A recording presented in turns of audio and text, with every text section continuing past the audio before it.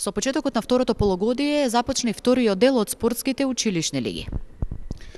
Значи, најавите на одделението за спорт за оваа година беа дека припремаме и ќе понудиме голем број на спортски активности. Дел од тие спортски активности почна да се организират и реализират. Само на кратко сакам да напоменам дека во изминатиот период, во месец јануари, организиравме два големи настани, како што беше Божикниот шаховски турнир, на кој беа пријавени повеќе од 150 квалитетни шахисти од земјава и регионот. Го организиравме меморијалниот турнир во чест на роденденот на нашата прерано згасната музичка звезда Тоше Проески. Сега можам со гордост да ги најавам училишните лиги кои представуваат едно огромно задоволство за нашите ученици.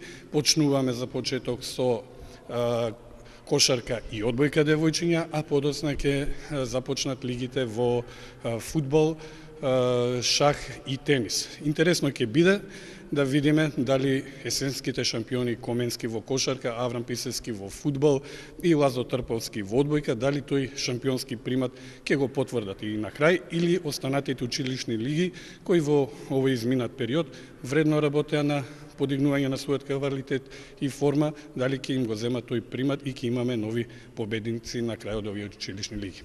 Интересно исто така да се спомене дека 3 екипи од општина Карпош, односно од училиштата на општина Карпош, ќе одат и на државно првенство. Значи тој е уште еден знак и уште еден доказ колку има тука талентирани спортисти. Значи во оваа прилика сакам да го спомнам советникот во општина Карпош, господинот професор доктор Зоран Поповски, кој благодарение на неговата ангажираност изминатата година општина Карпош ја доби организацијата на училишната олимпијада. Тој настан кој општина Карпош го организира привлече преку 500 ученици од цела држава и некако како да ја пробуди свеста кај нашите професори да почнат и тие да учествуваат на овие игри.